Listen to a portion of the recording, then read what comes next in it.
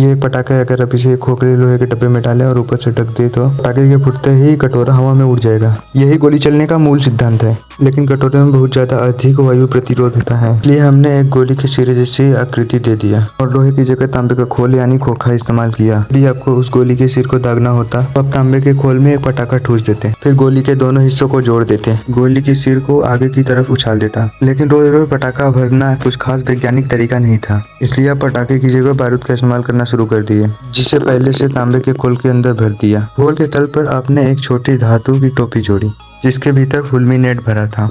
अब आप इसे बॉटम प्राइमर कहते थे। अब गोली चलाने के लिए बस इतना करना था कि एक कील जैसी चीज से उस प्राइमर पर प्रहार किया जाए। इससे फुलमिनेट सुलगता, फिर अंदर की बारूद फट जाती और गोली का सिर आगे की तरफ चल पड़ता। लेकिन उड़ान के दौरान गोली घूम घूम कर बार बार उलटने लगी, जिससे मार्ग अस्थिर हो जाता और दूरी भी कम हो जाती। बेशक हम इतने होशियार थे कि इसका हल भी जल्दी ही खोज लिया। आपने एक खोखला स्टील पाइप लिया और उसके दीवार पर सर्पिल नारियल तराशी, ऊपरी पट्टियों को लैंड और गहरे हिस्सों को ग्रूव कहा जाता है। दोनों मिलकर राइफलिंग बनती है। अब चमत्कार देखिए, आप गोली पाइप में डालते हैं, प्राइमर पर प्रहार करते हैं और बारूद फटता है और झटका गोली आगे को ढकेलता है। जैसे ही ये इन सर्पिल रेखाओं से गुजरते हैं, ऊपरी रेखाएं उसे तेज घुमाव देती हैं और गोली स्थिरता से आगे बढ़ जाती है। बार बार गोली भरना झंझट भरा था, इसलिए हमने खोल के निचले हिस्से में एक मैगजीन जैसी जगह जोड़ दी। उसके तल पर एक स्प्रिंग लगा था। ऊपर की गोली दागते ही स्प्रिंग दूसरे गोली को ऊपर ढकेल देता। इसके बाद हमने एक कील की जगह एक फायरिंग पिन लगाया और उसके पीछे एक हैमर और स्प्रिंग जोड़ा।